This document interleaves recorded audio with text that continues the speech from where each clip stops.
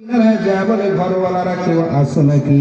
তাকায় দেখে হ্যাঁ আছে, তবে একটা কোদালও আছে। আল্লাহর বান্দারা, হাজের কাফেলারা, আবাইতুল্লাহর মুসাফিরেরা ওই বাড়ির থেকে কোদাল চেয়েছেন। বলে আমি কোদাল দিতে পারি সত্য। কোদালের মালিক বলেন কোদাল দিতে পারি সত্য, তুমি আমার এখান থেকে কোদাল নিয়ে যাবা, আবার যথাসময় তোমাদের কাজ ছেড়ে কোদালটা আমার জায়গায় এনে দিবা। শর্ত নিয়ে কোদাল নিয়ে চলে গেলেন, দাফন কার্য করলেন, কবরের ভিতরে দাফন করলেন বাইতুল্লাহর মুসাফির।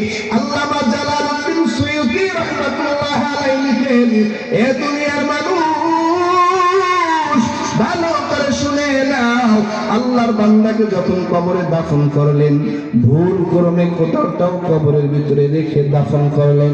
যখন কোদাল তালাশ করতেছে, কোদাল পায় না, তারা চিন্তা করলেন মাটির কাজের জন্য কোদাল যে কবরের ভিতরে না হয় সেটা আর বের করা হয় নাই। যখন কোদালটা বের করতে গিয়েছেন, মাটি কিছু সরাইছেন, এমন সময় তাকায় দেখে ওই কোদাল সহ মৃত্যু ব্যক্তিটাকে আগুনের জিঞ্জির পরায়া বাইদা রাখা হয়েছে। এই অবস্থা